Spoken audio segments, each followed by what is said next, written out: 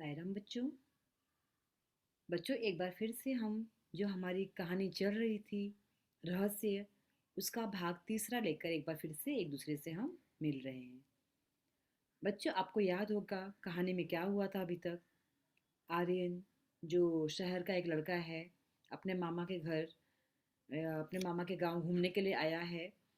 और आपने वहाँ पर एक बात और नोटिस की होगी कि वह जो बच्चा है वह बहुत ही कौतूहलवश इधर उधर देखने का जो है वो आदी है। तो उसने जब देखा कि जो बात उसे मना की जा रही है बार बार वो उसी बात की तरफ ध्यान दे रहा है। जैसे आपने देखा कि जब मामा जी ने बोला कि जो मामा जी के घर के सामने उनके जो हवेली है उधर नहीं जाना है, तो आर्यन इतना ज़्यादा उत्साहित हो गया कि आखिर मामा जी क्यों मना कर रहे हैं, जो कि कुछ बातें बताने के बाद भी वह अपने आप को रोक नहीं सका। और एक दिन अंततः अपनी मामा की जो लड़की है, जो उसकी बहन है कनिष्का, उसके साथ में मिलकर उसने सोचा कि चलो पता किया जाए कि आज जो मामा जी कह रहे हैं क्या वह सचमुच सच है। यह सोच के वह हवेली के पास पहुंच जाता है और उसके बाद हवेली में क्या क्या होता है वह हम लोगों ने थोड़ा सा देखा था। अब आगे की जो कहानी है उसे हम देखेंगे। हमारी हमारी जो कहानी का नाम था बच्चों, वह रहस्य है। देखिए, जैसे ही मामा जी वो लोग हवेली जाते हैं और उन्होंने वहाँ पे देखा कि बहुत सारे खतरनाक लोग वहाँ पे जो बैठे हुए लोग हैं, वे क्या कर रहे हैं, तो उसका धीरे से उन्होंने फोटो निकाल लिया खिड़की के माध्यम से। और उसके बाद जब लाके वो अपने मामा जी को दिखाते हैं तो मामा जी का क्या हालत होता है, यहाँ से हमें अब इस भाग में शुरू करना है। यहाँ पे देखेंगे बच्चे हम लोग। वे परेशान हो उठे। वे परेशान हो उठे का क्या अर्थ है बच्चों? वे परेशान हो उठे मतलब मामा जी परेशान हो गए। उन्हें ऐसा खतरनाक काम पसंद न था। फोटो देखकर उनकी आंखें खुली की खुली रहीं। बोले, तो क्या भूत इंसानों जैसे होते हैं? क्योंकि मामा जी और पूरे गांव वालों को कहीं न कहीं यह बात पता नहीं थी कि उस हवेली में गुंडे बदमाशों का डेरा है, ना कि वहाँ पे कोई भूत वूत जैसे लोग हैं। ठीक है। तो जैसे ही यह जो फोटो खींच कर लाए थे आर्यन और कनिष्का, उन्होंने अपने मामा जी मामी जी को दिखाया। तो मामा जी एकदम से ही आश्चर्यचकित रह गए कि क्या बच्चों ने जो वास्तव में लाया है इसमें कुछ सही बात है? क्या ये इंसान है या भूत इंसान जैसे दिखते हैं? ये एक प्रश्न उन्होंने आर्यन से किया। इंसानों जैसे नहीं, इंसान ही भूत हैं।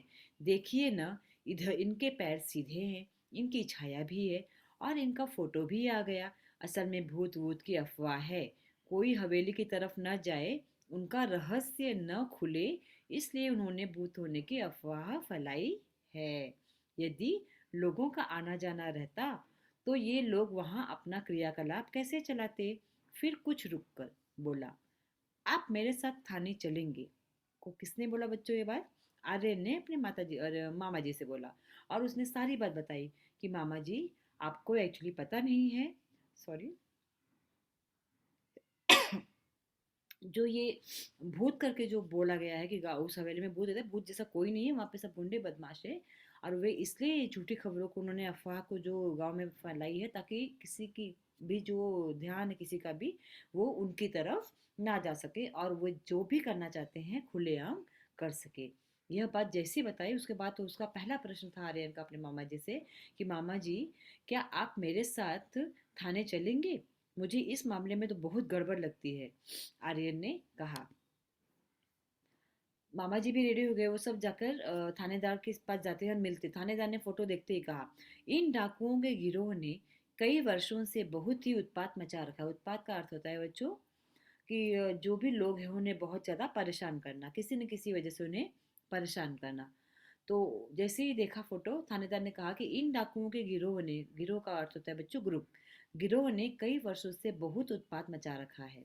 डकैती राहजनी इनका पेशा है। डकैती का अर्थ होता है डाका डालना, चोरी करना। राहजनी मतलब राह में जो चलने वाले लोग हैं उनसे सामान को छीन लेना। इनका पेशा है मतलब इनकी आदत है, इनका काम करने का तरीका है। कई वर्षों से इनकी तलाश की जा रही है। इनको पकड़ने के लिए पुलिस ने अपना खून पसीना एक कर दिया था। शाबाश, तुम दोनों ने बहुत ही बहादुरी का काम किया है। कहाँ है ये? आप तैयारी कीजिए, ठिकाना मैं बताता हूँ, आर्यन ने कहा। उस रात भूतों के डेरे पर पुलिस ने छापा मारा। दोनों ओर से गोलियां चली। आपने देखा कि कितना बहादुर था आर्यन। आर्यन ने बोला कि बस आप तैयारी कीजिए और इसका ठिकाना कहाँ है इन लोगों का, वो मैं आपको बताऊंगा। और फिर उन्होंने आगे क्या होता है बच्चों आप देख रहे हैं कि उस रात भूतों के डेरे पर पुलिस ने छापा मारा, जो ऐसा प्रसिद्ध था पूरे गांव में कि यहाँ पे भूत रहते हैं, वहां पर छापा मारा गया। दोनों ओर से गोलियां चली। सवेरा होते होते डाकुओं ने हथियार डाल दिया और अंततः डाकुओं ने अपनी हार स्वीकार कर ली। उनके कुछ साथी मारे गए और कुछ पकड़े गए। कुछ तो मारे गए गोली चलने के दौरान और कुछ पकड़े गए। गांव वालों ने हवेली में बसे भूतों को देखा तो चकित रह गए, मतलब शौक रह गए कि वास्तव में अभी तक हमको इतना बेवकूफ बना जा रहा था।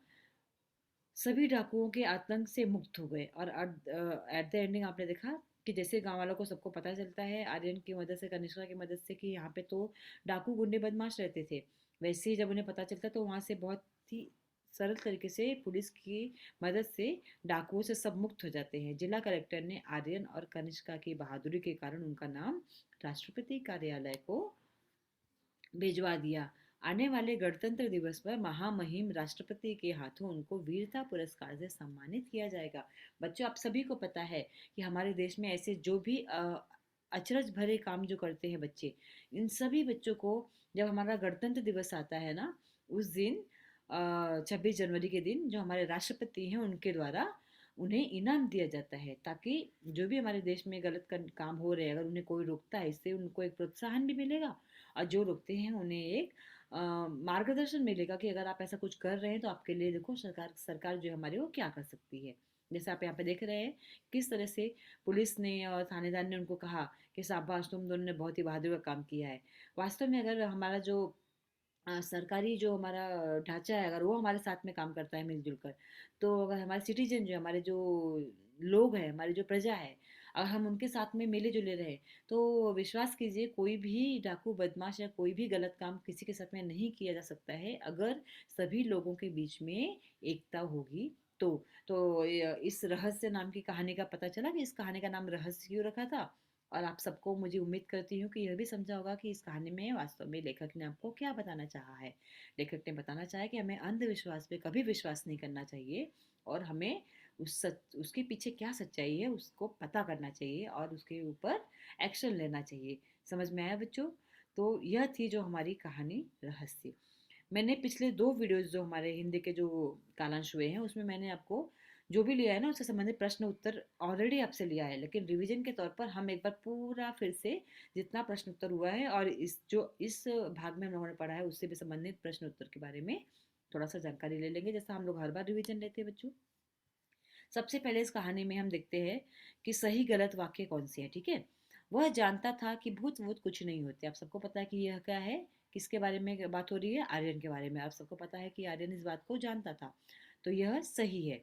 घीसू 6 महीने तक घाट पर पड़ा रहा। 6 महीने तक नहीं बच्चों, 3 महीने तक। तो यहाँ पर आपको यह पता चल जाएगा यह जो वाक्य है गलत है। नारायणपुर में फोटोग्राफ की एक दुकान थी। सही।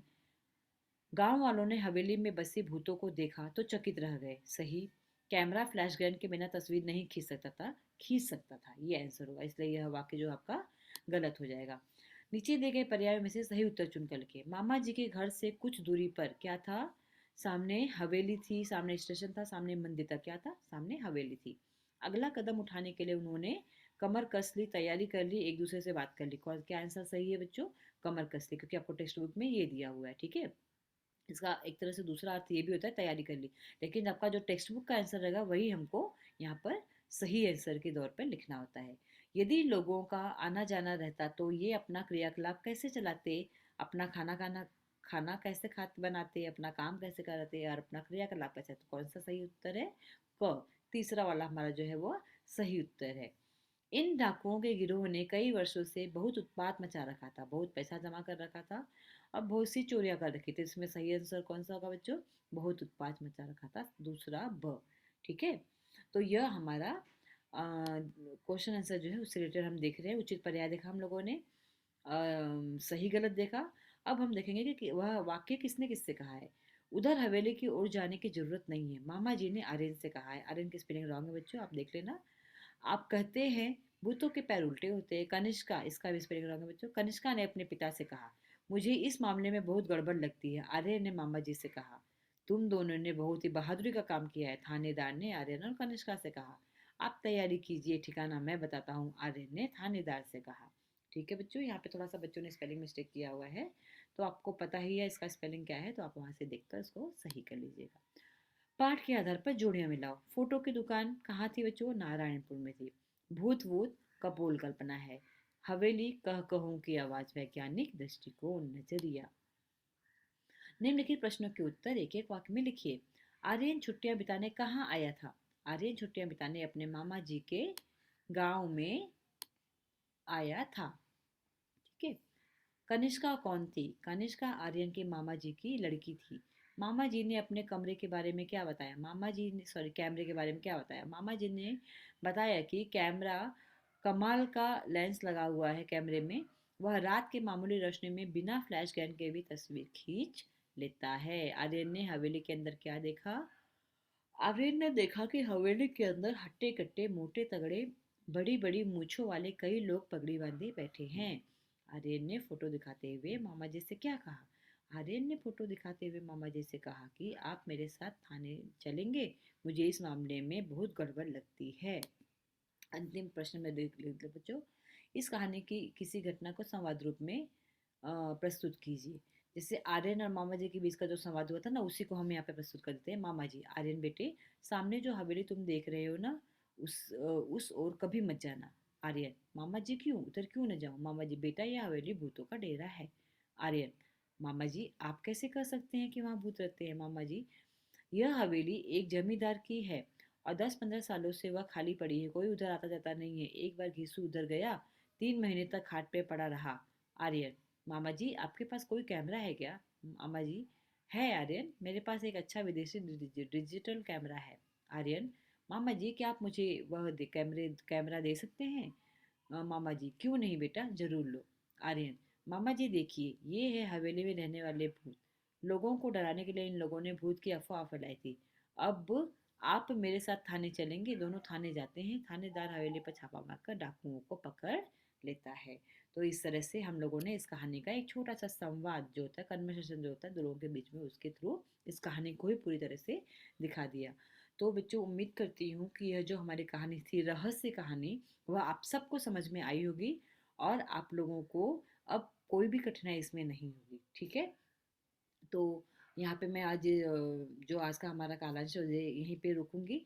उम्मीद करती हूँ कि जो भी आपको पढ़ाया जा रहा है उसे समझ वो आपको पूरी तरह से समझ में आ रहा होगा। तो हम फिर से अगले सोमवार के लिए जो हमारा अगला कुछ टॉपिक रहेगा उसके साथ में मिलेंगे। तब तक आप अपना ख्याल रखिए और जो भी पढ़ाया जा रहा है उसे अच्छे से पढ़िए। रहस्य कहानी उम्मीद करती हूँ आप सबको बहुत अच्छी लगी होगी, क्योंकि ये बहुत ही ईजी भी थी, बहुत आसान थी। और अगर आपने ध्यान से देखा होगा तीनों वीडियो, तो आपको बहुत समझ में इसको इजी पड़ेगा। ठीक है। चलिए फिर अपना जो भी पढ़ाया जा रहा है उसको ध्यान में रखिए और अपना जो भी है एग्जाम की तैयारी करते रहिए। थैंक यू बच्चों।